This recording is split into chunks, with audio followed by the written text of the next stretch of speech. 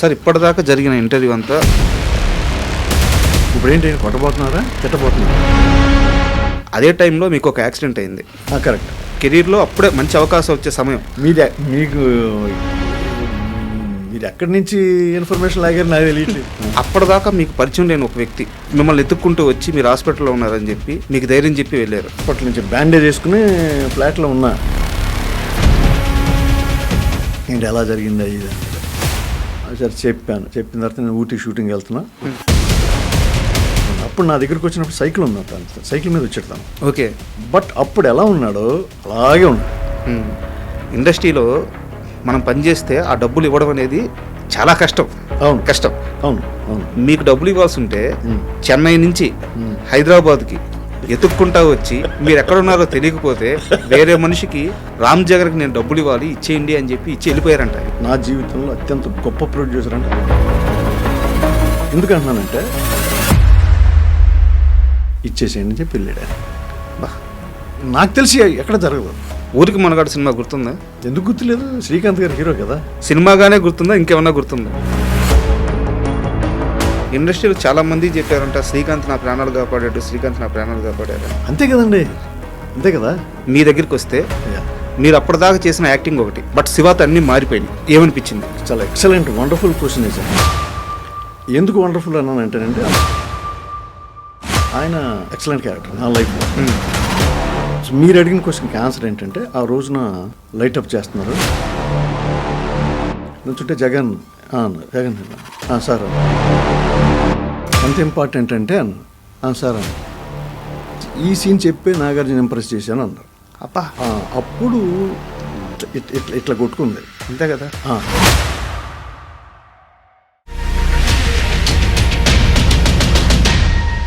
ఇది ఆల్రెడీ మీరు ఒక ఇంటర్వ్యూలో చెప్పారు, బట్ మా ప్రేక్షకుల కోసం మళ్ళీ చెప్పండి, పర్లేదు. ఏది చెప్పండి. అదే టైంలో మీకు ఒక యాక్సిడెంట్ అయింది. Correct, exactly. కెరీర్లో అప్పుడే మంచి అవకాశం వచ్చే సమయం. మీరు ఎక్కడి నుంచి ఇన్ఫర్మేషన్ లాగారు నాకు తెలియట్లేదు. కరెక్టే. ఆ యాక్సిడెంట్ అయిన సమయంలో అప్పటిదాకా మీకు పరిచయం లేని ఒక వ్యక్తి మిమ్మల్ని ఎత్తుక్కుంటూ వచ్చి మీరు హాస్పిటల్లో ఉన్నారని చెప్పి మీకు పండ్లు తీసుకొచ్చి పలకరించి మీకు ధైర్యం చెప్పి వెళ్ళారు. పరిచయం లేని వ్యక్తి కాదు, పరిచయం ఉన్న వ్యక్తే. ఆలీ హాస్పిటల్లో కదండి, ఒక ఫ్లాట్లోనే హాస్పిటల్ నుంచి బ్యాండేజ్ వేసుకుని ఫ్లాట్లో ఉన్నా అని అక్కడ మాంబళం లలిత అపార్ట్మెంట్స్ అని అపార్ట్మెంట్ ఉంది. లలిత అపార్ట్మెంట్స్ ఇంకోటి ఏదో. నేను అట్లూరి వెంకట అని నా క్లాస్మేట్ వాడు ఇన్స్టిట్యూట్లో. సరే అంటే వెంకట్ని అడిగినట్టున్నాడు. వెంకట్ని అడిగితే అప్పుడు అది మీరు చెప్పిందే వచ్చి ఫ్లాట్కి వచ్చి బిస్కెట్స్ అండ్ యాపిల్స్ ఇంకా అయ్యో గ్రేప్స్ అయ్యి ఉన్నట్టున్నాయి అన్నీ తీసుకొచ్చి ఏంటి ఎలా జరిగింది ఇది అన్నాడు. సరే చెప్పాను. చెప్పిన తర్వాత నేను ఊటీ షూటింగ్ వెళ్తున్నా. వచ్చిన తర్వాత మళ్ళీ వస్తాం మళ్ళీ అన్నాడు. ఫోన్స్ లేవు కదండి. అంతే కదా సార్. మళ్ళీ వచ్చి కలుస్తాను ఇది అన్నాడు. అది ఎప్పటికీ నేను మర్చిపోనండి ఇలాంటివి. అంటే ఈ క్వశ్చన్ ఎందుకు అడిగానంటే సార్, అలీ గారంట ఇండస్ట్రీలో ఎవరైతే ఇబ్బందుల్లో ఉంటారో, ఎవరైతే పడిపోతారో ముందు వాళ్ళ దగ్గరికి వెళ్తారంట. ఓకే. అంటే మీరు ఆ ఇంటర్వ్యూలో చాలా ఎమోషనల్గా చెప్పారు, అలీ గారు ముందే చెప్పారు. ఓకే. బట్ పూరి జగన్నాథ్ గారు ఆలీతో సరదాగా దాంట్లో చెప్పారు, మీరు చెప్పారు. నేను అక్కడ వినే ఈ క్వశ్చన్ అడుగుతాను. నేను మీకు ఎట్లా సపరేట్గా తెలిసిందా? లేదు, అదే ఒక ఇంటర్వ్యూలో అని చెప్పి ముందే చెప్పాను. నిజం. పూరి జగన్నాథ్ గారు ఆస్తంతా పోగొట్టుకున్న తర్వాత ఇండస్ట్రీలో ఆయన దగ్గరికి వెళ్ళడానికి కూడా చాలా మంది భయపడుతున్న సమయం ఈయన ఒక చిన్న లాకెట్ తీసుకెళ్ళి గోల్డే ఇది వేసుకో, నీ ఆస్తి మొత్తం మళ్ళీ వెనక్కి సంపాదిస్తావు నువ్వు అని చెప్పి ధైర్యం చెప్పారంట. దానివల్ల సంపాదించి ఉండకపోవచ్చు, బట్ ఒక మానసిక ధైర్యం డెఫినెట్గానండి ఎంత బూస్టప్ ఉంటుంది. ఇలాగా ఆ రోజు మీ దగ్గరికి వచ్చినట్టే ఇండస్ట్రీలో చాలా మంది దగ్గరికి ఆయన వెళ్ళారు. సో అది మీకు తెలియాలని చెప్పి నేను ఈ క్వశ్చన్ అడిగాను. లేదు, మంచి పాయింట్ అడిగారు, చెప్పారు కూడా. నేను ఆలీని చాలా దగ్గర నుంచి చాలా సంవత్సరాల నుంచి చూస్తున్నాను. అప్పుడు నా దగ్గరికి వచ్చినప్పుడు సైకిల్ ఉంది, సైకిల్ మీద వచ్చేస్తాను. ఓకే. సైకిల్ మీద తిరిగేవాడు. బట్ అప్పుడు ఎలా ఉన్నాడో ఎప్పటికీ ఇంపోర్టెడ్ కార్లో 1-2 కార్లో 2-3 కార్లో తిరుగుతున్నా కూడా అలాగే ఉన్నాడు. That is most important for human being. అంతే కదా. సినిమా ఆర్టిస్ట్ అంటలేదండి, హ్యూమన్ బీయింగ్, మనిషికి అవసరం. ఒక మాట సార్, కానీ ఉండనివ్వదు. డబ్బు ఉంది చూసారా, ఉండనివ్వదు. అదొక మత్తు, సక్సెస్, డబ్బు వెరీ డేంజరస్. ఆలీ అయితే అలా మారలేదు, అలాగే ఉన్నాడు. ఈవెన్ సాయి కుమార్ కూడా. సాయి కుమార్ నాకు చెన్నై నుంచి నాకు వెరీ క్లోజ్ ఫ్రెండ్. నాకు is like my family member. నేను కూడా తనకి అంతే, ఓ బ్రదర్ లాగా. Is there fantastic. అంటే శ్రీకాంత్ గారు కానీ. ఇప్పుడు మీరు అన్న మాట, ఇంత క్రేజ్ వచ్చినా మారలేదు, హ్యూమన్ బీయింగ్ అలా ఉన్నారని చెప్పారు కదా. జీవితం అనేది సినిమా కంటే గొప్పది కదా. అన్నిటికంటే జీవితమే కదా గొప్పది. దాంట్లో మనిషి ఎలా ఉండాలో అలా ఉంటే అదే గౌరవం. ఈరోజు నేను మాట్లాడినా, మీరు మాట్లాడినా అలా ఉన్నారు కాబట్టి. బట్ ఇందాక ఆర్ నారాయణమూర్తి గారి ప్రస్తావన వచ్చింది. అయితే ఒక చిన్న ఇన్సిడెంట్, ఇండస్ట్రీలో మనం పనిచేస్తే ఆ డబ్బులు ఇవ్వడం అనేది చాలా కష్టం. 60% ఇస్తారో ఎవరో కష్టం. మీకు డబ్బులు ఇవ్వాల్సి ఉంటే చెన్నై నుంచి హైదరాబాద్కి ఎత్తుక్కుంటా వచ్చి మీరు ఎక్కడున్నారో తెలియకపోతే వేరే మనిషికి రామ్ జగన్కి నేను డబ్బులు ఇవ్వాలి, ఇచ్చేయండి అని చెప్పి ఇచ్చి వెళ్ళిపోయారంట ఆయన. నిజం అది. ఏంది అసలు ఆ సీక్వెన్స్ అంతా ఒకసారి చెప్పండి. నేను అప్పటికే ఒక సినిమా చేసున్నానండి ఆయనతో. సినిమా చేస్తే అంటే నా అందరి సంగతి నాకు తెలియదు. నా జీవితంలో అత్యంత గొప్ప ప్రొడ్యూసర్ అంటే ఆర్ నారాయణమూర్తి గారు. ఓకే. ఎందుకంటున్నానంటే ఆయన చిన్న బడ్జెట్ సినిమాలు బయట కనపడతాను, లేకపోతే ఇప్పుడు ఆఫీస్కు ఫస్ట్ యాక్చువల్గా నన్ను ఆయన పిలిచి ఆఫీస్కి రమ్మని చెప్పారు. సాలిగ్రామంలో అక్కడ ఉండేది రావటం. ఇన్ని రోజులు ఉంటుందంట. అప్పుడు మనకి పండగ, పెద్ద ఇన్ని రోజుల వర్క్ సినిమాలో ఉందంటే మామూలు విషయం కాదు. ఎక్కువ రోజులు ఉంది అంటే మంచి క్యారెక్టర్ అనమాట, పెద్ద క్యారెక్టర్ అనమాట అనుకుంటాం కదండి. అవునవును. అంటే ఎన్ని రోజులు షూటింగ్ వస్తుందో లేదు మనం వెళ్ళిన తర్వాత తెలుస్తుంది. పైగా ఆయన సినిమాలకు ఒకసారి వెళ్తే మళ్ళీ రావడానికి ఉండదుగా. అదే సరే అలాగే సార్ మీరు అక్కడ ఉండాలి, మరి మనం ఓకే సార్ డన్, మీకు ఇంత ఇస్తాను, అలాగే సార్ మీకు అడ్వాన్స్. అంత పర్ఫెక్ట్. ఆ సినిమా అసలు రిలీజ్ అయిందండి, బాగా ఆడింది, చాలా బాగా ఆడింది. నేను సినిమా ఆడుతుంది అనుకుంటా ఆ టైంకి. ఆడుతుండే టైం నేను హైదరాబాద్ వచ్చున్నాను. ఓకే. ఈయన ఏం చేశారు, నాకు పర్సనల్ ఫోన్ ఉండేది కాదు, పీపీ ఫోన్ ఏదో ఉందా నేను ఉండే ఇంట్లో. వచ్చి అడిగితే వాళ్ళు నా ఇంటి ఓనర్స్ చెప్పారంటే ఆయన షూటింగ్ వెళ్ళాడు, ఎప్పుడు వస్తారో తెలియదు. సరే ఈయనేంటి రెగ్యులర్గా హైదరాబాద్ వచ్చేవారు. ఎందుకు, ప్రసాద్ ల్యాబ్ ఉంది కదండి. ప్రసాద్ ల్యాబ్లో ఆయన సినిమాలు ప్రతిదీ పోస్ట్ ప్రొడక్షన్ అంతా ప్రసాద్ ల్యాబ్లోనే జరుగుతుంది. సరే ఆయనకి చాలా క్రెడిబిలిటీ ఉంది అక్కడ, చాలా మంచి పేరు నారాయణమూర్తి గారికి అక్కడ. సరే ఆయనకు వస్తూ ఉండేవారంట. అవి వచ్చినప్పుడు నేను దేవదాస్ కనకాల గారి దగ్గర చదివానని తెలిసి ఆయన ఇన్స్టిట్యూట్కి వచ్చారు. ఓకే. అప్పుడు సాగర్ సొసైటీలో ఉండేది దేవదాస్ కనకాల గారి ఇన్స్టిట్యూట్. ఓకే. ఆయన దగ్గరకు వచ్చి, గురుగారు మీ శిష్యుడు జగను ఇలాగ మన సినిమాలో చేశాడు కదా, దేవదాస్ గారు కూడా చేసినట్టున్నారండి ఆ సినిమాలో. Movie name sir? అది అడవి దివిటీలో సంథింగ్ ఏదో ఉంది సినిమా. ఓకే. అది ఆయన మాస్టర్ కూడా చేసినట్టున్నారు, దేవదాస్ గారు కనకాల కూడా చేసినట్టున్నారు. సరే అది తెలియదు, నాకు గుర్తులేదు. కానీ వచ్చి ఇదిగో మీ ఓడికి మీ శిష్యుడికి నేను డబ్బులు ఇవ్వాలి, నేను వెళ్ళి ఇంటి వాళ్ళని వెళ్ళి అడిగితే, అదే ఆయన ఉండే ఇంటి వాళ్ళు అడిగితే ఇలాగ షూటింగ్ వచ్చారని చెప్పారు. అంటే అవునండి నిన్న వచ్చాడు, మళ్ళీ షూటింగ్ కంప్లీట్ అయిన తర్వాత వెళ్ళే ముందు వస్తానని చెప్పాడు నాతో. నా దగ్గరికి వస్తాడు కంపల్సరీ జగన్, ఏదో హోటల్ పేరు ఏదో చెప్పాడు నాకు. అదంటే సరే గురుగారు ఇగో ఈ డబ్బు ఆయనకి ఇవ్వాలి, ఇచ్చేసేయండి అని చెప్పి వెళ్ళాడు ఆయన. ఒక ప్రొడ్యూసర్ ఎత్తుక్కుంటూ వచ్చి డబ్బులు ఇచ్చాడా? జరుగుద్దండి ఇది, నాకు తెలిసి ఎక్కడ జరగదు. నేను టీవీ ఇండస్ట్రీకి వచ్చిన తర్వాత ఈటీవీలో జరిగిన అలాంటి ఇన్సిడెంట్ రావటం కాదు, ఫోన్ చేసేవారు. జగన్ గారు మీ చెక్ ఉందండి ఆఫీసులో, మీ చెక్ ఉంది.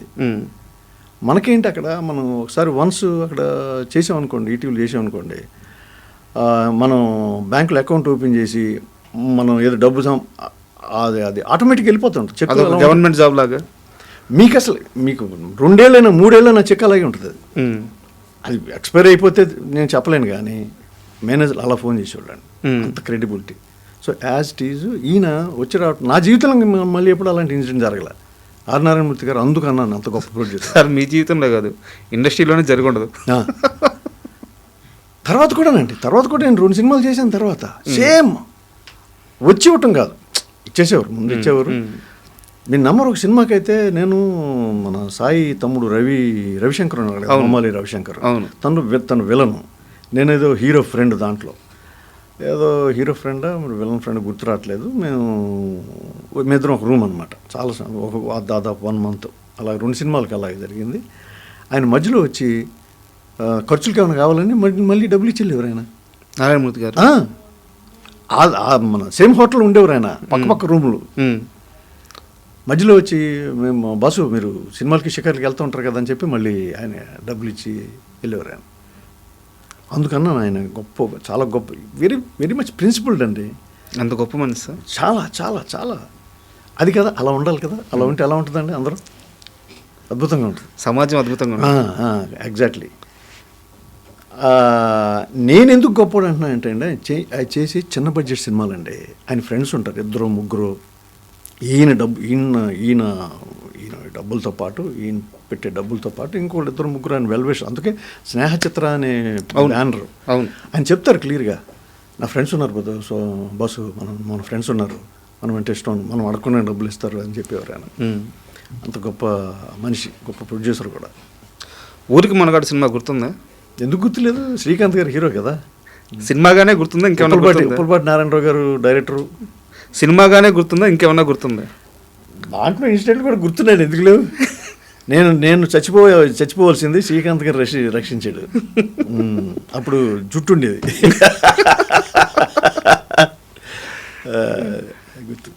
గుర్తుందండి. ఆయనతో ఉప్పలపాటి నారాయణ గారితో కూడా 3-4 సినిమాలు చేశాను. ఈయన మరి ఇక్కడ జూబ్లీ హిల్స్ ఎమ్మెల్యే ఆయన చనిపోయారు చూసారా, మాగంటి గోపీనాథ్, ఆయన ప్రొడ్యూసర్గా కూడా ఆయన సినిమా చేశారు. అది పాత బస్తీ అనుకుంటా అండి, ఉప్పలపాటి నారాయణ గారు చేశారు. ఓకే. నాగార్జున గారితో సినిమా చేశారు ఆయన, ఇది రక్షణ అనుకుంటా, రక్షణ ఏదో ఒక సినిమా, మంచి సినిమా అండి అది. ఓకే, బాగుంటుంది. అవును, రక్షణనే. ఉప్పలపాటి నారాయణ గారు ఫస్ట్ సినిమా అనుకుంటా. ఇంకా ఆయన గురించి చెప్పాలంటే మహర్షి సినిమాకి ఆయన అసోసియేట్ డైరెక్టర్, కోడైరెక్టర్. ఓకే. ఎవరు? ఉప్పలపాటి నారాయణరావు గారు. అవును. ఆయన తీసిన ఒక సినిమానేనా, రక్షణ ఒకటేనా? లేదు, నేను చెప్తున్నా కదా, పాత బస్తీ దాని తర్వాత మన ఊరికి మనగాడు ఆయన డైరెక్టరు. ఊరికి మనగాడు, పాత బస్తీ ఆయన డైరెక్టరు. ఇంకా 2-3 ఉన్నాయండి, ఇంకా ఎక్కువ ఉన్నాయి, నాకు గుర్తులేదు. కానీ ఆయన నాకు మంచి వర్క్ ఇచ్చారు, నాకు మంచి వేషాలు ఇచ్చారు. ఇండస్ట్రీలో చాలా మంది చెప్పారంట, శ్రీకాంత్ నా ప్రాణాలు కాపాడాడు, శ్రీకాంత్ నా ప్రాణాలు కాపాడారని. అంతే కదండి, అంతే కదా, డెఫినెట్గా. మరి అంతకంటే గొప్ప విషయం ఏంటి? ఇప్పుడు శ్రీకాంత్ కనుక ఆ రోజు లేకపోతే నేను ఎప్పుడో మర్చిపోయేవారు, మా ఇంట్లోనే మర్చిపోయేవాళ్ళేమో. ఫోటోకి దండేసేవాళ్ళు అప్పుడే. అంటే అక్కడ గజేతగాళ్ళు ఉన్నారు, వాళ్ళకంటే ముందు దూకేశాడా? గజేతగాళ్ళు ఎవరు లేరు.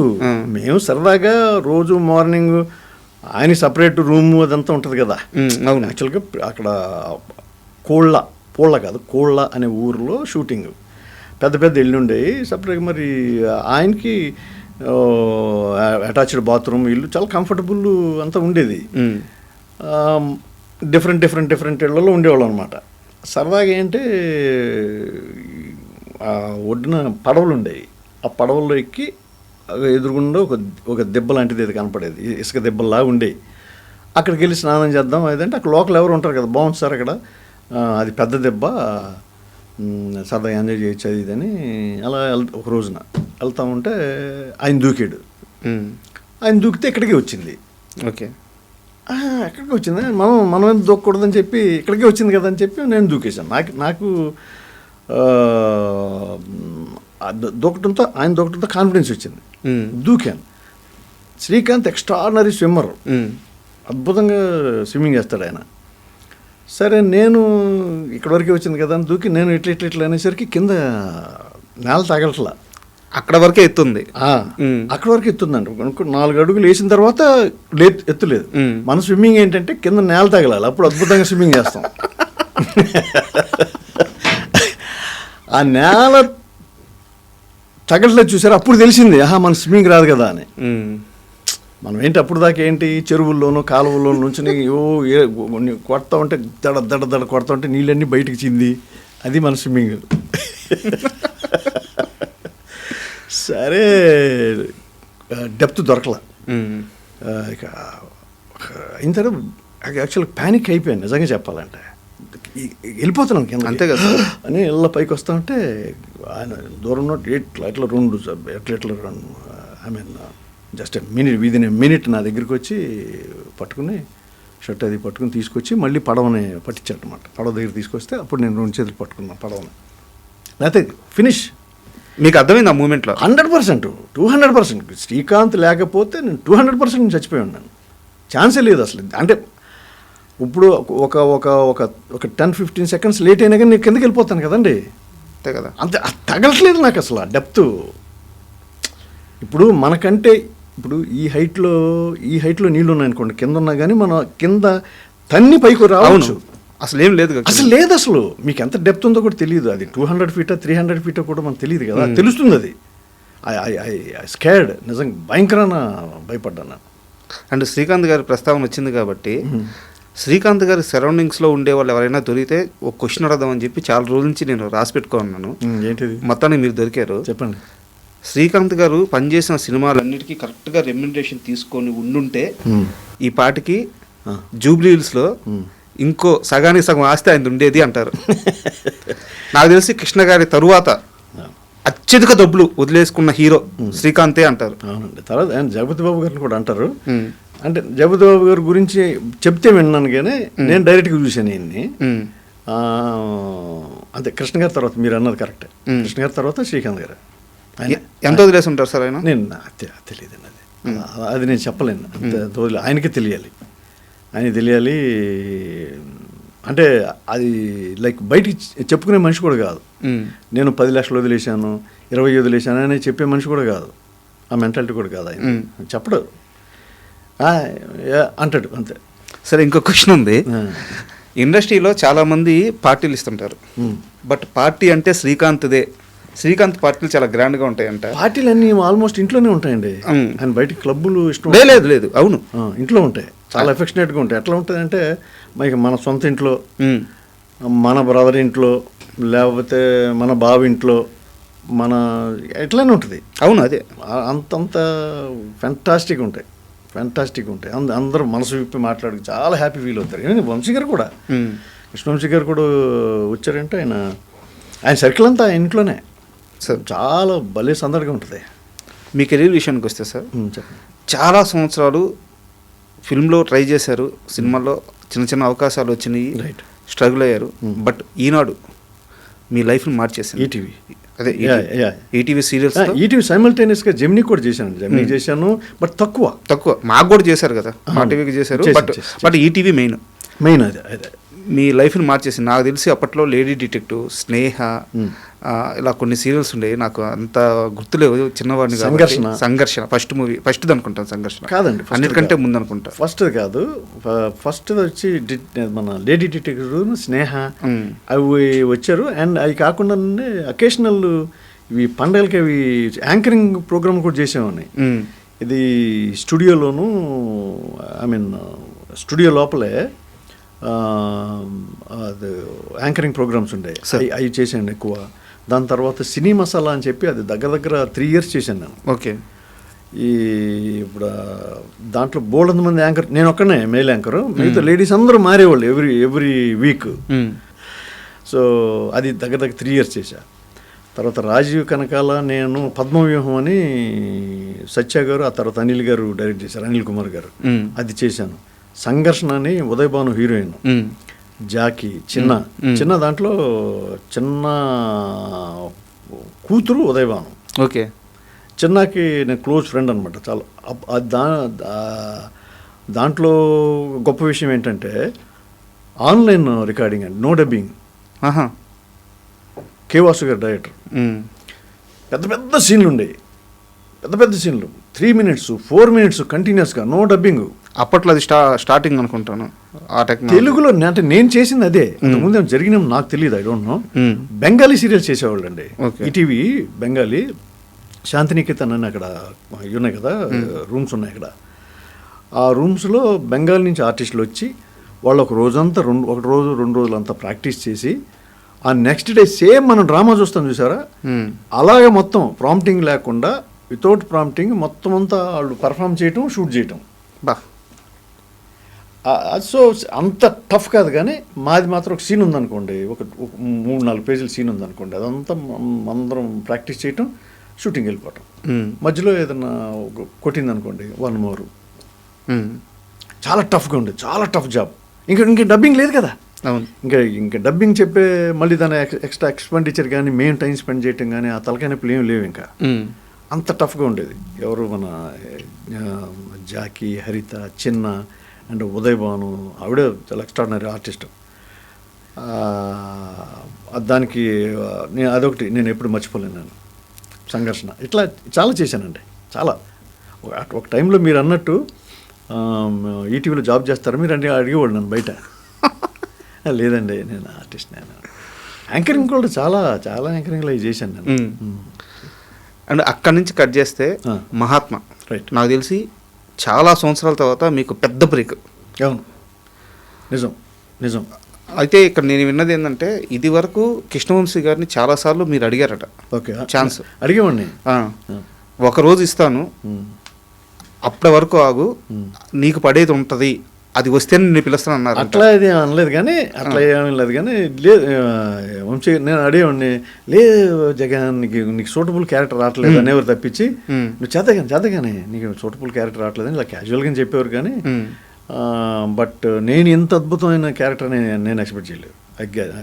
అది కూడా నేను శ్రీకాంత్ వల్లే అనుకుంటాను. నేను శ్రీకాంత్ వల్ల ఎందుకంటానంటే, ఆయనకి నేను తెలియదని కానీ ఇవ్వకూడదని అనుకున్నారని కానీ నేను అన్నాను. నేను దట్ రీజన్ బిహైండ్ ఎందుకు శ్రీకాంత్ గారి పేరు ఎందుకు చెప్తున్నానంటే, గాంధీ గెటప్తో ఆయనతో ఒక సినిమా చేశానండి, ఒకటే సీను. ఓకే, అంతకుముందు ఏదో సినిమా, అది నాకు పేరు గుర్తురావట్లేదు. నాకు శ్రీనివాస్ రెడ్డి గారు డైరెక్టర్, శ్రీనివాస్ రెడ్డి ఉన్నారు కదా, డమరకొండ డైరెక్టర్. అవునవును.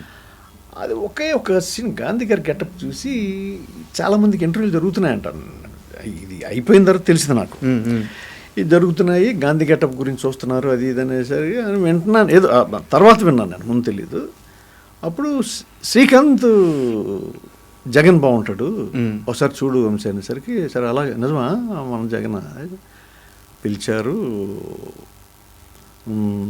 ఒక రోజున ఆఫీస్కి పిలిచిన తర్వాత, ఓపెనింగ్ షాట్కి మాత్రం నువ్వు కావాలి, నీకు వేషం ఉంటుందో లేదో నేను చెప్పలేను, బట్ ఏదో చేద్దా కానీ ఓపెనింగ్ షాట్ మాత్రం నీకు గాంధీ గెటప్లో ఉండాలి. Okay for Srikanth anything is okay అన్నాను. ఆయన సరే ఓకే అన్నారు. అయిపోయిన తర్వాత ఓపెనింగ్ షాట్కి వస్తే, ఓపెనింగ్ షాటు మన సిగ్నల్స్ దగ్గర నిలబడతారు చూసారా, మొత్తం అంతా సిల్వర్ పెయింట్ వేసుకుని వేసారు, మొత్తం పెయింట్ వేసారు. చెప్పారు ఉంది ఇలా పెయింట్, బాడీ పెయింట్ పర్లేదండి, నో ప్రాబ్లం. పెయింట్ అంతా వేసారు. చిరంజీవి గారు క్లాపు ఓపెనింగ్ సాయానికి అంతా అయిపోయిన తర్వాత హ్యాపీ, వంశీ గారు హ్యాపీ. అయిపోయిన తర్వాత ఒక 3-4 days తర్వాత ఒకసారి మళ్ళీ వంశీ గారు రమ్మంటున్నారు, కాల్ ఆఫీస్కి వెళ్ళా. ఏంటంటే గెటప్ ప్లేస్ చూస్తాను, దీంట్లో 7 గెటప్లు ఉంటాయి, ఆ గెటప్ టెస్టులన్నీ తీస్తున్నాము, లుక్ టెస్టులు అవన్నీ వేసుకుని చూస్తావా, టైం ఉంది పర్లేదు అంటే, భలేవారు పర్వాలేదు. మరి నీకు అప్పుడు కూడా మరి నీకు నేను గ్యారంటీ ఇవ్వట్లేదు, ఊరినే లుక్ టెస్టులు మాత్రం అనుకో, అది ఓకేనే. నన్ను అన్నీ వేసుకుని చూశారు, గెటప్ టెస్టులు అన్నీ, కాస్ట్యూమ్స్ అన్నీ తెప్పించారు, అవన్నీ వేసుకుని చూసుకున్నారు. తర్వాత మళ్ళీ 2 days తర్వాత మళ్ళీ ఫోన్ వచ్చి పిలిచి, ఆయన ఒక్కడే ఉన్నాను, నేను వెళ్ళి కూర్చున్నాను, ఈ క్యారెక్టర్ నువ్వే చేస్తున్నావు అన్నాడు. ఓకే, ఎట్లా ఉంటుంది చెప్పండి. నేను అసలు హోప్ లేదు నాకు. ఆయన చెప్పడం కూడా అలాగే చెప్తున్నాడు కదా, ఆయన ఫస్ట్ నుంచి అదే మాట మీద ఉన్నారు. నువ్వే చేస్తున్నావు అనేసరికి నేను కూడా పెద్ద సీరియస్గా, నువ్వు డెఫినెట్గా చేస్తున్నావు అంటే మన హోప్, మన ఇది వస్తుంది కదండి, నమ్మకం పెట్టుకుంటాం. నేను కూడా ఓకే ఫైన్, వస్తే లేకపోతే లేదు అన్నట్టుగానే ఉన్నాను. ఆ రోజున మాత్రం అది చెప్పలేను, అది స్పీచ్లెస్ అనమాట. ఒక మాట కూడా మాట్లాడాల.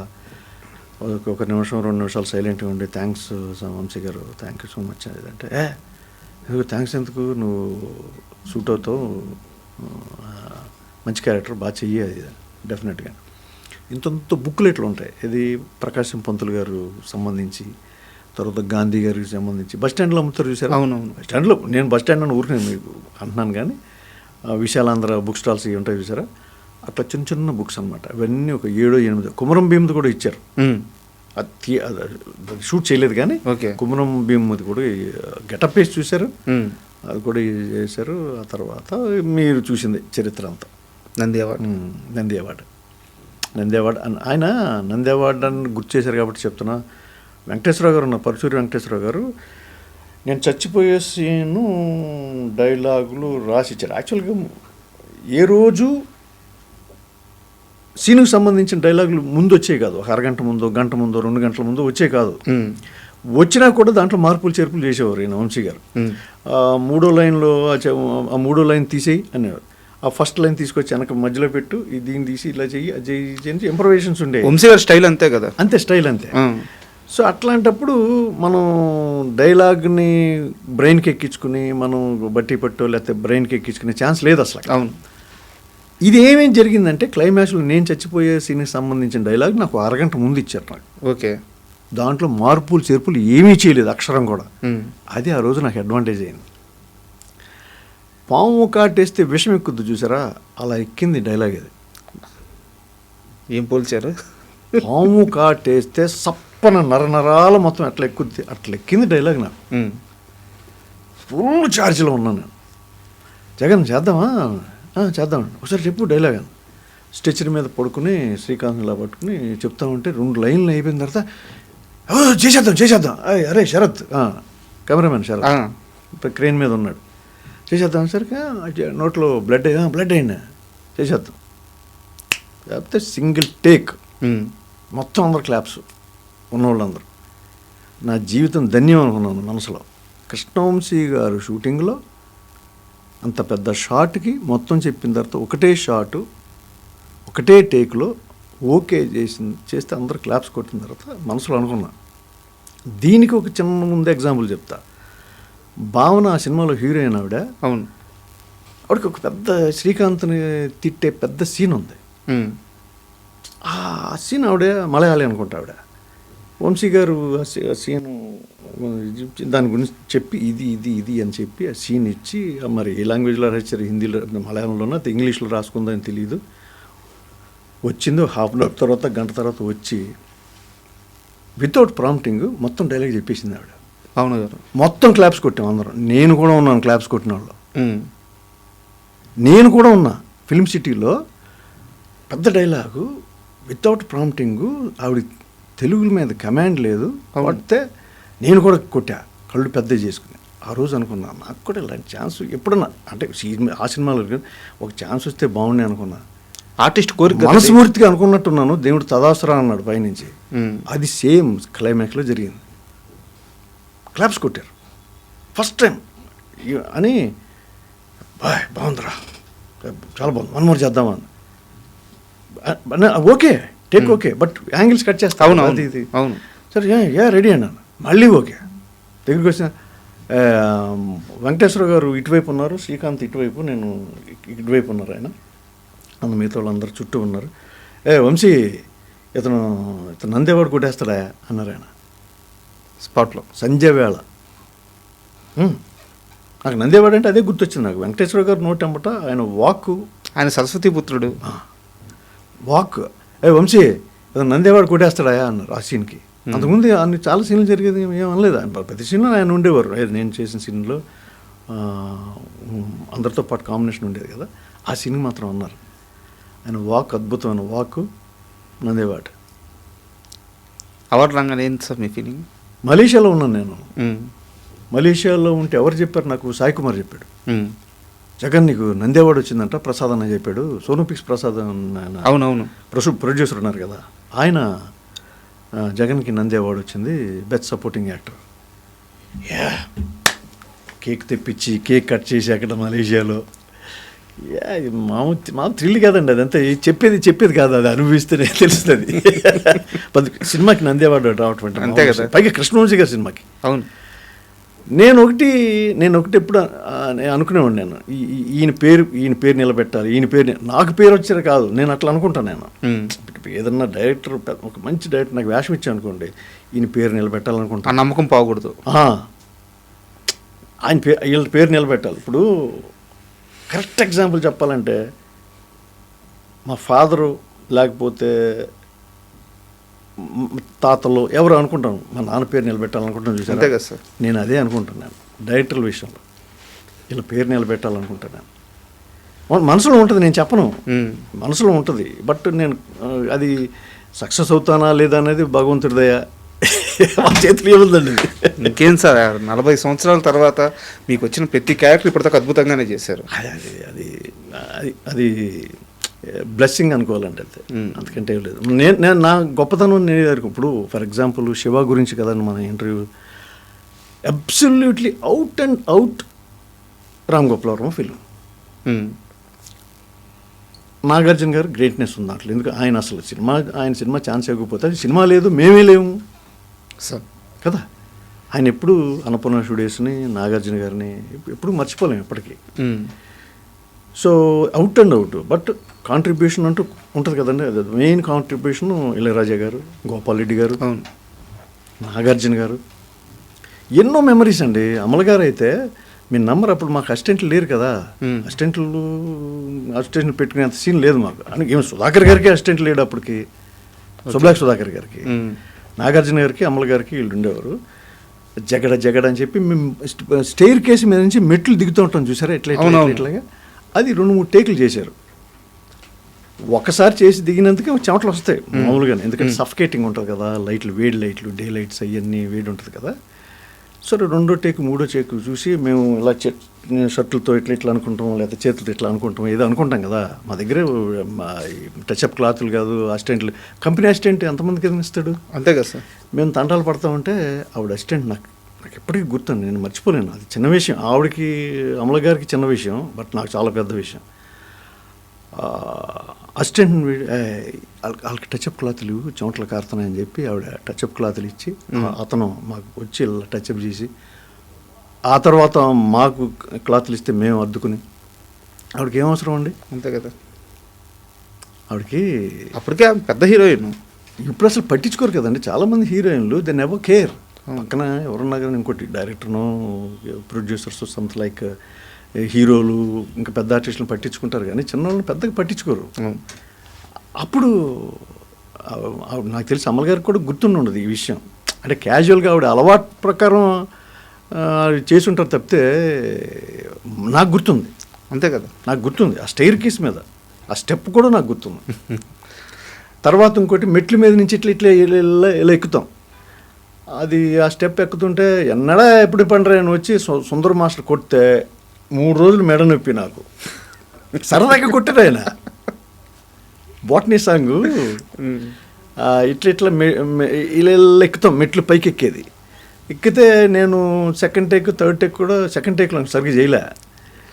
మనకి డ్యాన్స్ అసలు ఎక్కడ ప్రాక్టీస్ ఉందండి, ఏదో ఇప్పుడు ఇన్స్టిట్యూట్లో నేర్చుకున్నాం. మీకు యాక్టర్ కూడా నాన్ సింక్ కదా.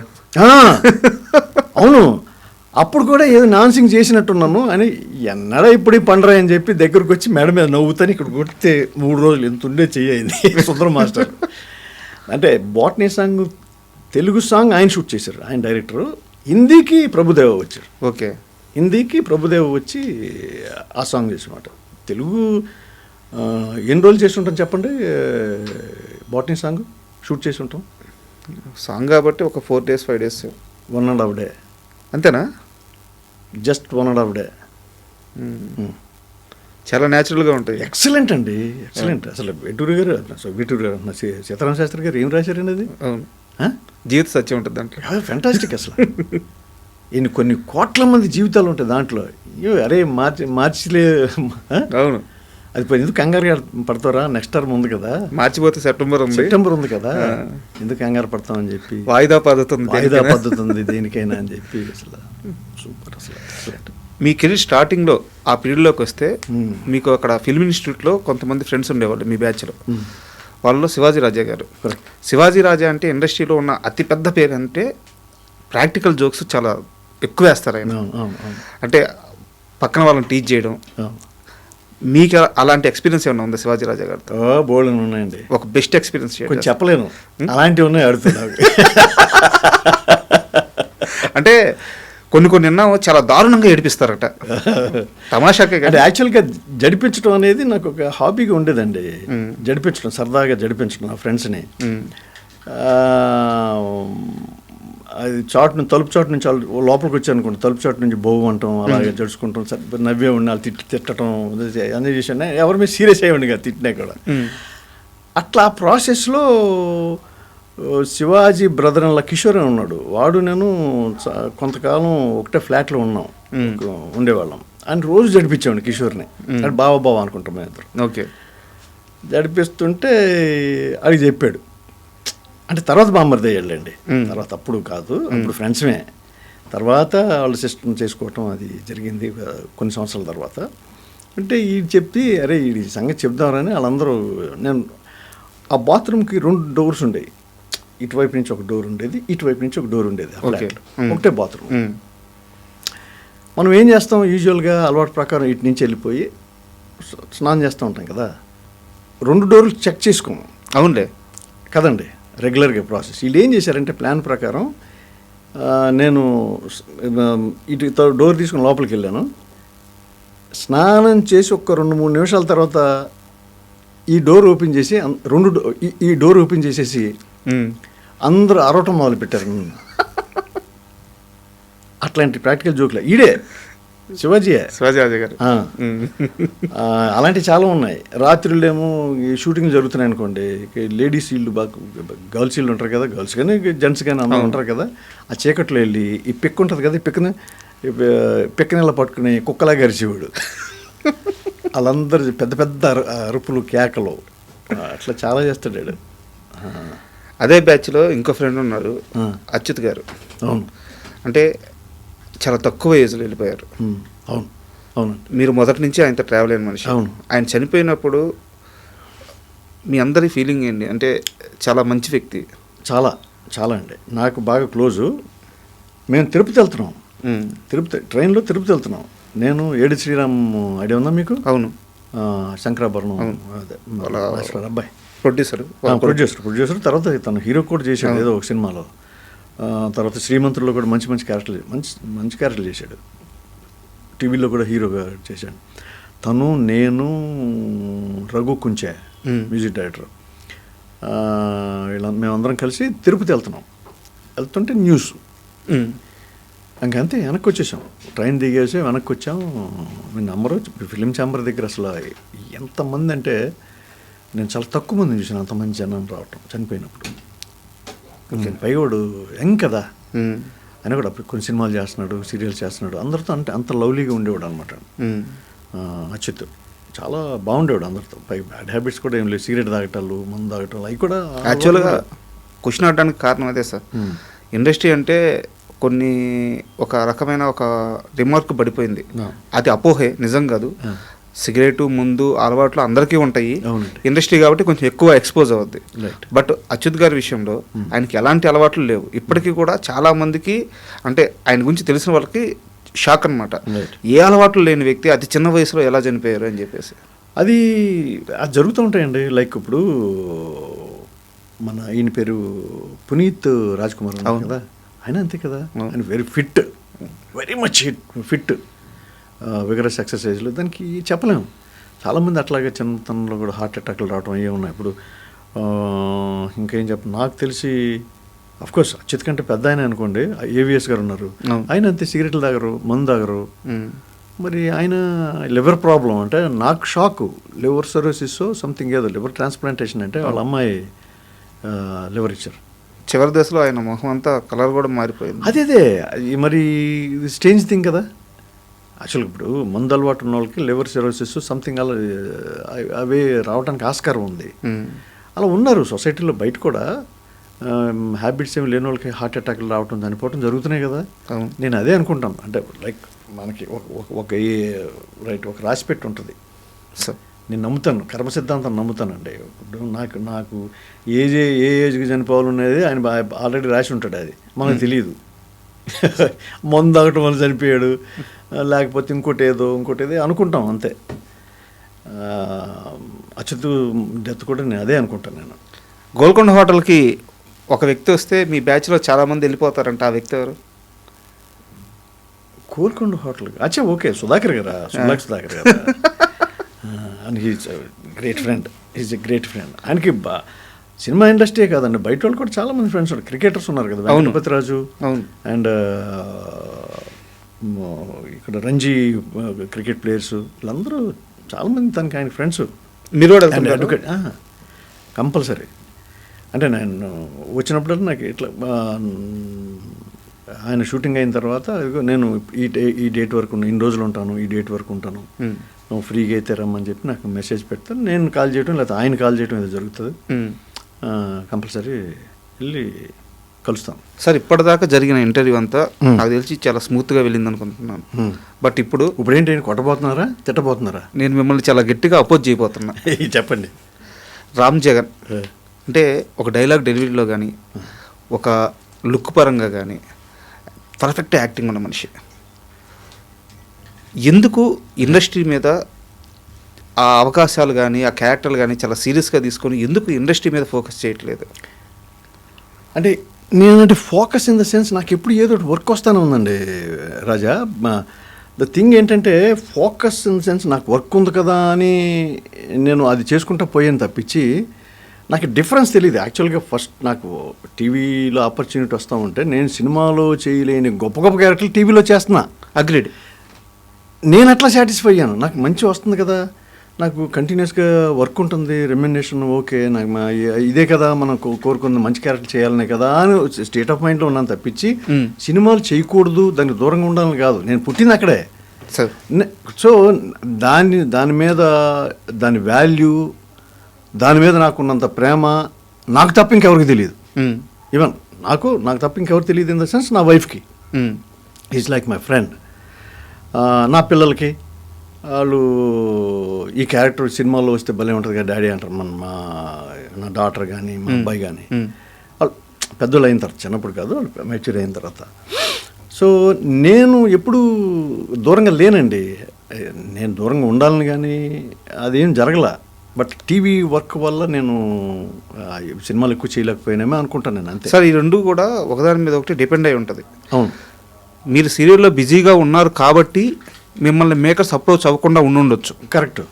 ఎస్ మీ సైడ్ నుంచి చూస్తే నాకు ఆల్రెడీ వర్క్ ఉంది కాబట్టి మీరు ప్రయత్నాలు చేసి ఉండకపోవచ్చు. ఎగ్జాక్ట్లీ. బట్ ఇక్కడ ఒక సమస్య ఏంటంటే, చెప్పండి, మీలాంటి ఒక ఆర్టిస్ట్ని మిస్ అవ్వకూడదని ఆడియన్కి ఉంటుంది కదా. డెఫినెట్గా ఉంటుంది. సో దాన్ని ఎలా ఫీల్ చేస్తారు? ఎలా ఫీల్ అంటే ఇప్పుడు నేను టీవీలో కనపడుతున్నాను అనుకోండి, టీవీలో కనపడుతూ ఉంటే ఏ సీరియల్ రాకపోతే ఏంటి సార్ మీరేం కనపట్లేదు ఏంటి అని అడుగుతారు లేడీస్. ఎంత ఆ పరిస్థితి లేదు, మీరు చాలా యాక్టివ్గా సీరియస్ అదే చెప్పబోతున్నాను. ఇప్పుడు టీవీ ఆడియన్స్ అబ్సల్యూట్లీ సపరేట్ ఉంటారు. ఎందుకంటే అండి డొమెస్టిక్ లేడీస్ అందరూ ఉంటారు చూసారా, డొమెస్టిక్ ఏం చేయట్లేదు ఏంటండి అని అడుగుతారు. లేదా అది అయిపోయింది ఆ సీరియల్ అని అడుగుతూ ఉంటారు. సినిమాలు ఏంటండి సినిమాలు చేయట్లేదు అని అంటూ ఉంటారు. నేను అదేనండి ఆ సినిమా చేశాను, ఈ సినిమా చేశాను, కొన్ని సినిమాలు మధ్యలో అసలు టోటల్గా అసలు చేయకుండా ఏం లేను, నేను చేశాను. నేను అంటూ ఉంటాను అన్నమాట, ఏంటంటే సినిమాలు రావట్లేదు ఏంటంటే నేను చేసిన సినిమా మీరు చూడట్లేదండి అన్నారు. అంటూ ఉంటారు, వాళ్ళు నవ్వుతారు మీలాగానే. సో నిజంగానే జరిగినాయి. అలా కొన్ని సినిమాలు చేశాను, బట్ కొన్ని మహాత్మాలు అంటే గొప్ప క్యారెక్టర్లు నేను అది ఎక్స్పెక్ట్ చేశానండి. యాక్చువల్ ఇంకా ఫ్రాంక్లీ స్పీకింగ్ మీరు ఇంత చాలా ఎఫెక్షనేట్గా అడిగారు కాబట్టి చెప్తున్నాను. నేను మహాత్మా తర్వాత కొన్ని క్యారెక్టర్లు వచ్చినాయండి, కానీ నేను చేయలే.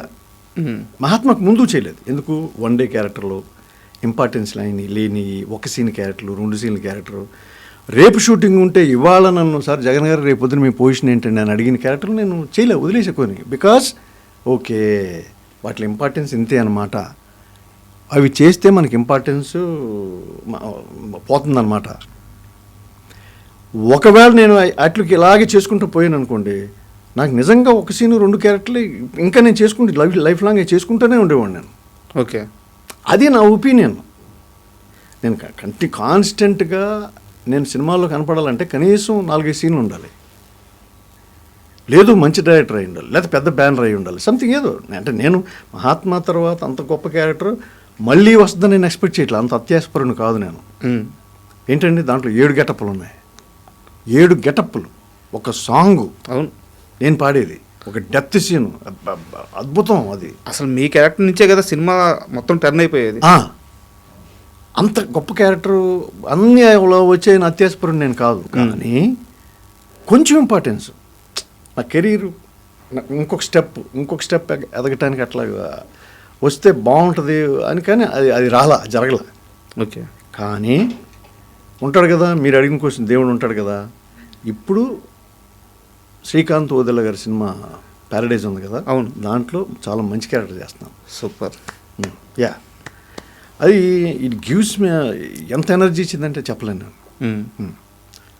వాళ్ళే పిలిపించారు, డైరెక్టర్ గారు పిలిపించారు, గెటప్ టెస్ట్లు అవి చేశారు 2-3 టైమ్స్ చేసి ఆయన నచ్చే వరకు చాలా గెటప్ ప్లేస్ చూసి ఆఖరికి ఒకటి ఫిక్స్ అయ్యారు. నేను షూటింగ్ కూడా చేశానండి, యూఎస్ అమెరికా వెళ్ళే ముందు కూడా షూటింగ్ చేసి అటు వెళ్ళాను. యాక్చువల్గా నేను 13వ తారీఖున వెళ్ళాల్సింది, ఒక 2 days దాని గురించి పోస్ట్ పోన్ చేసుకుని ఇలా ఆ షూటింగ్కే.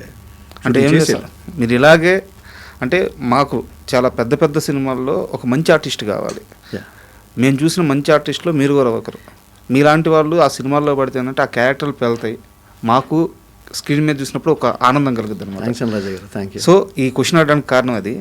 అండ్ మీ గురించి తెలుసుకునేటప్పుడు నాకు ఒక చిన్న విషయం తెలిసింది. చెప్పండి. చిన్నప్పుడు ఫ్యామిలీ నుంచి వచ్చే ఆస్తులు చాలా ఎక్కువ వచ్చినాయి అంట మీకు. అంటే రామ్ జగన్ అంటే మీరు అందరూ చూసే ఏదో సీరియల్స్లో యాక్ట్ చేసి రెమ్యునరేషన్ తీసుకునే రామ్ జగన్ కాదు, సినిమాల్లో యాక్ట్ చేసి రెమ్యునరేషన్ తీసుకునే రామ్ జగన్ కాదు. రామ్ జగన్ బ్యాక్గ్రౌండ్ చాలా పెద్దది. అట్లా ఏం లేదండి. నేను మిడిల్ క్లాస్ నుంచి వచ్చాను. మిడిల్ క్లాస్ అంటే అబోవ్ మిడిల్ క్లాస్. నాకు అసలు ఎప్పుడు అంటే లోటు లేదు, దేనికి లోటు లేదు, దేనికి లోటు లేదు. నేను కష్టపడే అవసరం కూడా రాలేదు. నేను ఇండస్ట్రీకి వచ్చి చెన్నైలో సపరేట్గా నేను వేషాలు ట్రై చేసే వరకు నాకు అసలు దేనికి లోటు లేదు. అసలు దేనికి లోటు లేదు. ఏది కావాలంటే అప్పుడు సంక్రాంతి వచ్చిందంటే 5-6 జతలు బట్టలు, చేతికి ఇదేంటి బ్రాస్లెట్లు, మెడలో గొలుసులు అవన్నీ ఉండేవి. దానివల్ల నాలో కసి లేదా అనిపిస్తూ ఉంటుంది ఒక్కోసారి. నాకు కసి లేకపోతే 40 ఏళ్ళ సినీ కెరీర్ ఎట్టుంటుందిలేండి. అట్లా కదా, అర్జీ ఉంటుంది, అర్జీ ఉంటుంది. అంటే వస్తే మనం ప్రూవ్ చేసుకోవాలని అర్జీ ఉంటుంది. కానీ లైక్ మనకి లేనిది మనకి ఏదైనా మనం వాడు చూసే చిన్నప్పుడు కష్టాలు పడ్డాం అనుకోండి, డబ్బు గురించో లేదా దేని గురించో తిండి గురించి కష్టపడ్డాం అనుకోండి, ఆ కసి ఉంటుంది, అప్రోచ్ వేరే ఉంటుంది, అది వేరే ఉంటుంది. అవును. ఇప్పుడు నాకు అది లేదు. నాకు అది ఆ అలవాటే బ్యాడ్ హ్యాబిట్గా మారిందా అని నాకు నేను అనలైజ్ చేసుకుంటూ ఉంటాను. నేను ఎంత వచ్చింది సార్ ఆస్తి? అది ఆస్తుల గురించి నేను అసలు ఎప్పుడు క్యాలిక్యులేట్ చేయనండి. నేను అసలు క్యాలిక్యులేట్ చేయను, దాన్ని పట్టించుకోను. నేను అసలు ఆస్తికి అది సెకండరీ. నాకు మనుషులు ఇంపార్టెంట్, వాళ్ళ బిహేవియర్ ఇంపార్టెంట్, వాళ్ళ సైకాలజీ ఇంపార్టెంట్. నేను దానికి పెద్ద ఇంపార్టెన్స్ ఇవ్వను. ఫైనాన్షియల్గా ఎప్పుడు పొజిషన్ ఏంటి? ఫైనాన్షియల్ ఐఎమ్ కంఫర్టబుల్, బాగున్నాను. పిల్లలు ఇద్దరు బాగా చదువుకున్నారు, నాకంటే బ్రహ్మాండంగా చదువుకున్నారు. ఇద్దరు జాబులు చేస్తున్నారు. అక్కడే చెప్పాను కదండి, వాళ్ళ కోసం వెళ్ళాను. మా బాబు మ్యారేజ్ కోసం వెళ్ళాను యూఎస్. తను అక్కడ జాబ్ చేస్తున్నాడు. మా అమ్మాయి కూడా అక్కడే ఉంది, తను జాబ్ చేస్తున్నారు. మా అల్లుడు నా డాటర్ కూడా జాబ్ చేస్తున్నారు అక్కడ. They are comfortable. నేను అదంతా వాడు చూసేయండి, ఇది నేనేదో గొప్పగా పెంచేశాను, నేనేదో వాళ్ళకి చూపించేశాను కాదు. వాళ్ళు కూడా కష్టపడ్డారు, దేవుడు బ్లెస్ చేశాడు మమ్మల్ని. లైఫ్ లాంగ్ అలా ఉండాలని కోరుకుంటాను నేను. వాళ్ళు మెయిన్ వాళ్ళు పిల్లలు నాకు మధ్యలో నా ఫ్యామిలీ. మధ్యలో బాబుని ఇండస్ట్రీలోకి తీసుకురావాలని ఒక చిన్న ఆలోచన వచ్చి అబ్బాబే మళ్ళీ విరమించుకున్నాను. I never thought. బాబుకి ఏమన్నా ఆలోచన? అబ్బాబే లేదండి, అస్సలు విన్నాను. నాట్ ఈవెన్ 1% కూడా. అస్సలు ఎప్పుడు నేను ట్రై చేయలేదు, వాళ్ళకి అసలు ఐడియానే లేదు. ఓకే. అండ్ ఫైనల్గా కోట శ్రీనివాస్ గారు ఈ మధ్య చనిపోయారు. అయితే రామ్ జగన్కి సినిమా అవకాశాలు ఇవ్వండి అని వేరే వాళ్ళ దగ్గరికి వెళ్ళి అడిగి ఫోన్ చేసి మీకు ఛాన్సులు ఇప్పించాలని చెప్పి చాలా ప్రయత్నం చేశారట కోట గారు. అంటే ఆయన వేరే వాళ్ళ దగ్గరికి వెళ్ళి పదం కరెక్ట్ కాదు. ఆయన దగ్గరికి బోలని వేషాలు కదండి. అవునవును. డైరెక్టర్స్ ప్రొడ్యూసర్లు ఆయనకి ఆఫర్ చేయటం. ఆ టైంలో నాకు 3-4 times నాకు చెప్పేవారు, జగన్కి మనోడు ఉన్నాడు మంచి ఆర్టిస్టు చేశారు కదా. ట్రూ. నేనంటే బాగా ఇష్టం, విపరీతమైన ఇష్టం. ఎందుకో తెలియదు, I don't know.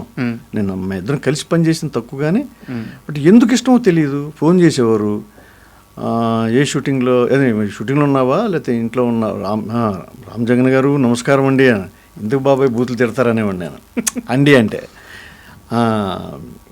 Busy artist మీరు అనేవాడు. సరే కాదులే బాబాయ్ అంటే షూటింగ్ నాని అవును బాబాయ్ అని. ఎవరు డైరెక్టరు అనేవారు. పలానా డైరెక్టర్ బాబాయ్ మాట్లాడేవారు.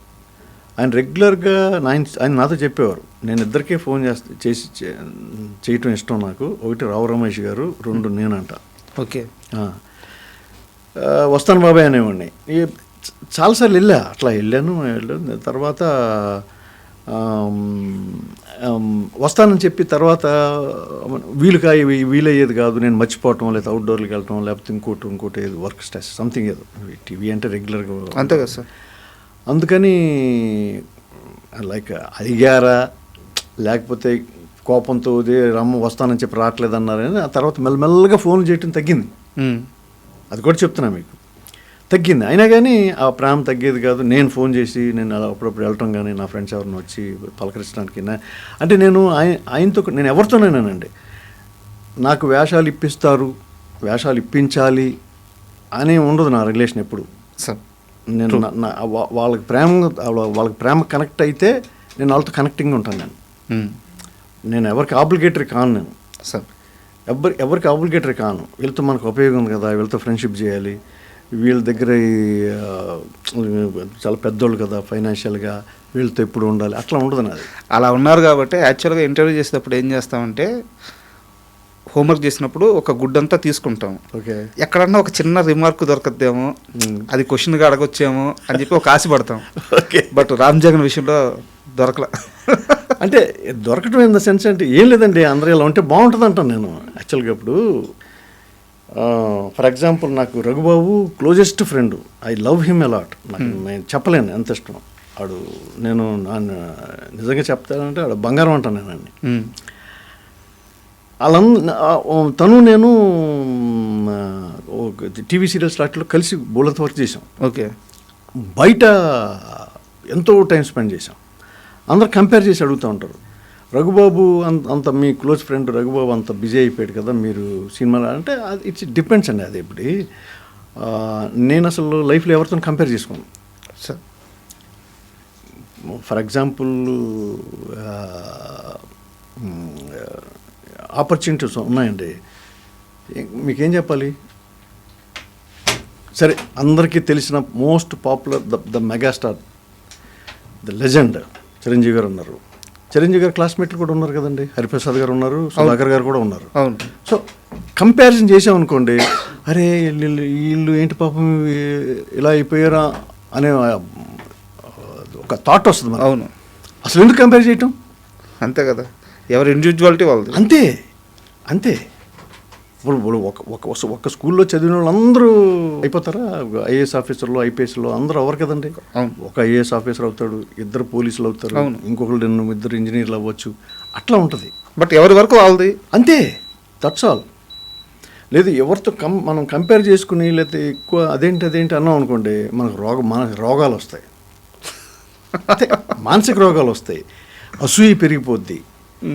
కరెక్ట్, మన ఆరోగ్యం పాడైపోతుంది, హ్యాపీగా ఉండలేము. ఫస్ట్ ఆఫ్ ఆల్ ఎందుకు అదంతా హ్యాపీగా ఏముందనుకో తీసి బయటపడేయటం, ఈ చెత్త ఉంటే లోపల చెత్త. మంచి ఆర్టిస్ట్తో పాటు మంచి ఫిలాసఫర్ కూడా ఉన్నారు మీలో. అంటే అది ఫిలాసఫీ అని తెలియదు కానీ నాకు, బట్ హ్యాపీ అట్లా ఉండాలి. Super sir, I'm blessed. నేను బాగా ఎక్కువ సంతోషించేది ఏంటంటే నా వైఫ్ అండ్ నా పిల్లలు, నా పేరెంట్స్, నేను పెరిగిన ఎవరైతే నా ఫ్రెండ్స్ అయితే ఉన్నారో నేను ఒకటే కోరుకుంటానండి, ఇంకో జన్మ అంటూ ఉంటుంది అంటారు కదా, ఇంకో జన్మ అంటూ ఉంటే నా కొత్త వాళ్ళు, నేను ఇంక పెద్ద ముఖేష్ అంబానీ అయిపోవాలి, లేకపోతే ఇలాన్ మస్క్ లాగా పుట్టాలి, లేకపోతే ఇంకోటి జేమ్స్ కెమెరూన్ లాగా పుట్టాలి, లేకపోతే హాలీవుడ్లో స్టార్ లాగా పుట్టాలని కోరుకోను. యాజ్ ఇట్ ఈజ్ ఇప్పుడైతే ఎవరైతే నా శ్రేయోభిలాషులు, నా ఫ్యామిలీ మెంబర్స్ ఎవరైతే ఉన్నారో వాళ్ళే ఉండాలని కోరుకుంటాను. వైఫ్, ఎస్, నెక్స్ట్ జన్మలో కూడా వైఫ్, పిల్లలు వాళ్ళే, నా ఫ్రెండ్స్ వాళ్ళే, రఘుబాబు వాళ్ళే, సాయి కుమార్, శ్రీకాంత్, అలీ, వీళ్ళే. ఎంత బాగుంటుందండి, బ్రహ్మాండంగా ఉంటుంది. అంతే, ఎవరైతే ఉన్నారో మళ్ళీ రామ్ గోపాల్ వర్మ, అది మళ్ళీ కృష్ణవంశీ, మళ్ళీ శ్రీకాంత్ వదిల, అంత అద్భుతంగా ఉంటుంది. కదండి. సార్ మనస్ఫూర్తిగా కోరుకుంటున్నాను మీరు ఇదే పాజిటివ్ మైండ్తో మళ్ళీ పెద్ద పెద్ద సినిమాల్లో మిమ్మల్ని చూడాలని మనస్ఫూర్తిగా కోరుకుంటున్నాను. ఎలాగో మీరు టీవీ సెట్ చాలా బిజీ ఆర్టిస్టు, చాలా పెద్ద స్టారు, ఇక్కడ కూడా మళ్ళీ మీ మార్కు పడాలి. మీరు కోరుకుంటున్నారు కాబట్టి చెప్తున్నా, ఇది శ్రీకాంత్ వదిలే గారి సినిమా కాకుండా, నాని గారి సినిమా కాకుండా ఒక 4 సినిమాలు చేయబోతున్నానండి. సూపర్. ఆల్రెడీ రెడీగా ఉన్నాయి, స్టార్ట్ అవుతున్నారు మెల్లమెల్లగా. ఈ మంత్లో 2, వచ్చే నెల 1, జనవరిలో 1 అట్లా స్టార్ట్ కాబోతున్నాయి. తప్పకుండా. Super sir, all the best sir. మళ్ళీ మనం మీరు చెప్పిన సినిమా రిలీజ్ అయినాక ఓ మంచి ఇంటర్వ్యూ పెట్టుకుందాం. తప్పకుండా. Thank you sir. Thank you so much. మీరు నేను మర్చిపోయినాయో లేకపోతే నేను ఎక్స్పీరియన్స్ చేసిన విషయాలన్నీ మంచి క్వశ్చన్లు వేసి బయటికి తీశారు. నాకంటే ఇన్ఫర్మేషన్ మీదే, నేను మర్చిపోయినా కూడా మీరు నాకు గుర్తు చేస్తున్నారు మీరు. Thank you so much. Thank you sir. Thank you so much అండి. Thank you. And for more videos, Please subscribe to iDream. Please subscribe to iDream. Please subscribe iDream. And please subscribe to iDream. For more videos, subscribe to iDream. please like, share and subscribe to the channel. Congratulations, iDream. Subscribe to iDream. Subscribe to iDream. So subscribe to iDream Media. iDream ki iDream team andarki huge congratulations. Please subscribe iDream Media. Please subscribe to iDream. Subscribe iDream. Please subscribe to iDream. iDream అంటే నా కళల channel subscribe చేసుకున్న నోరు తిరుగుతలేదు, మీరైతే గంట గుర్తు కొట్టండి. For more such videos, please subscribe to iDream. Subscribe to iDream. Please subscribe to iDream. Please subscribe iDream Media. Please do subscribe to iDream. Please subscribe to iDream Media. For best entertainment and information, please subscribe iDream. And don't forget to subscribe to iDream.